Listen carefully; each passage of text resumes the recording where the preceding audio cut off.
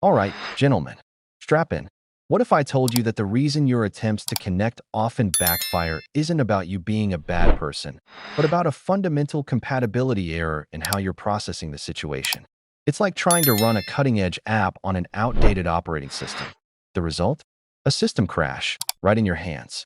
Today, we're going to bypass the surface-level narratives and look at the foundational code, not the fairy tale version, but the core programming shaped by deep evolutionary forces.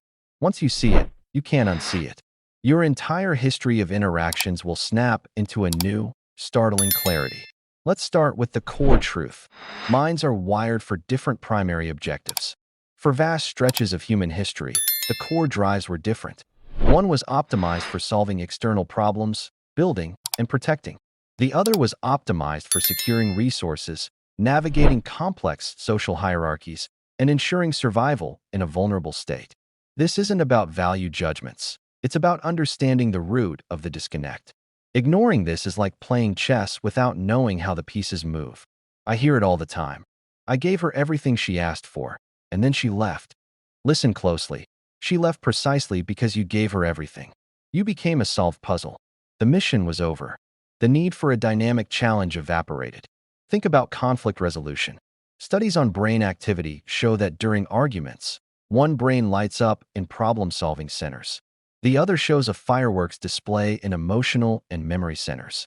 You're trying to fix a leak in the present moment, while the other party is reliving every similar incident from the past 5 years. You're in the now, they're in the always.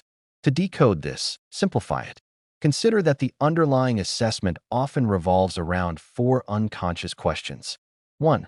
What do I feel in this exact moment? 2. What can this situation provide? Validation, security, status, attention. 3. How does this affect my social standing?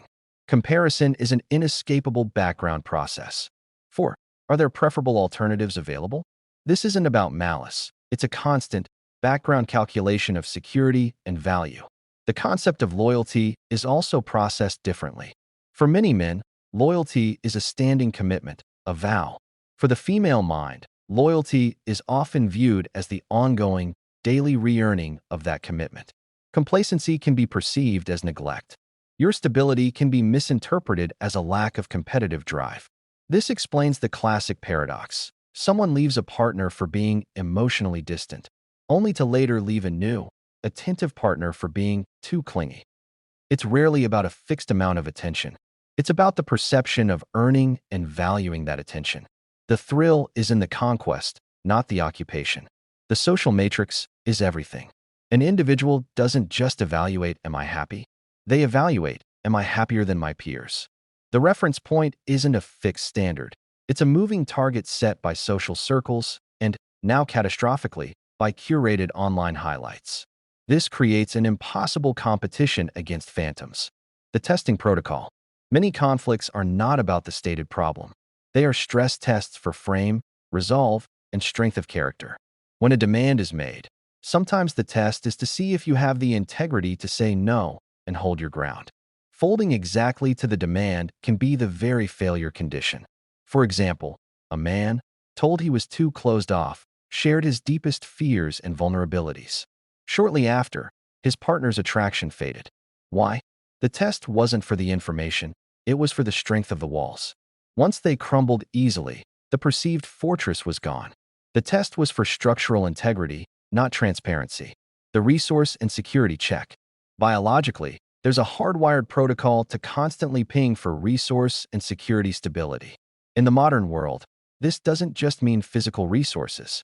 It translates to attention, emotional investment, and lifestyle security. Every minor conflict can be a server ping. Are you present? Are you invested? Are you capable? Emotion as strategy versus emotion as state. A critical distinction. While men often experience emotions as internal states to be managed, the female mind is often tactical in their expression.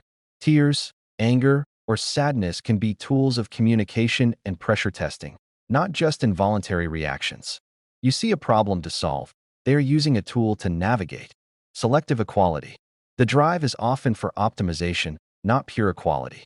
Equal benefits where advantageous, differentiated treatment where beneficial. The brain seeks maximum ROI, return on investment, with minimum cost. It's a survival-based calculation, not hypocrisy.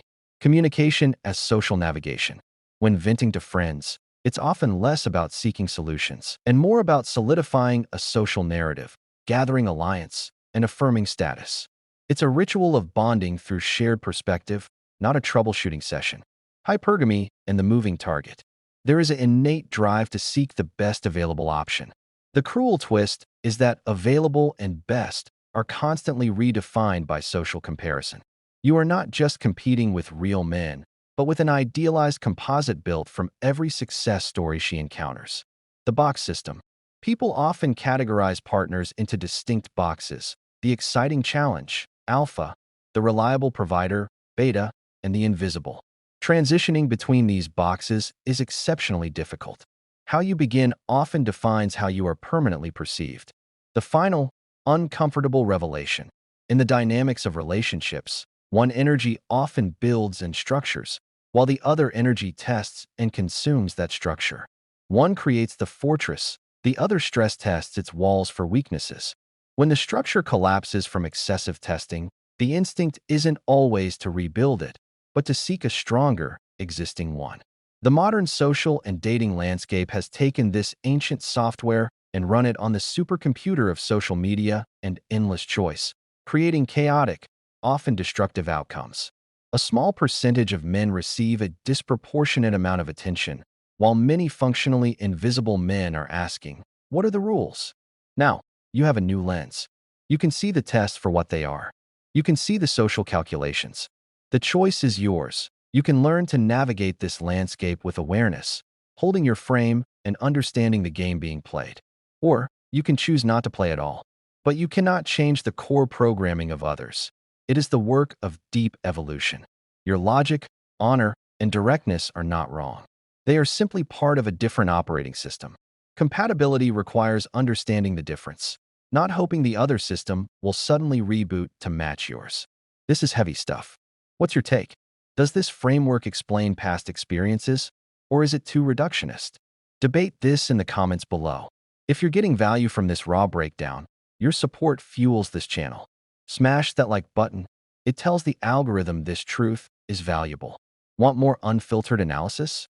Hit subscribe and turn on notifications. You won't miss a thing. Are you starting to see patterns? Share this video with a friend who needs to decode the game.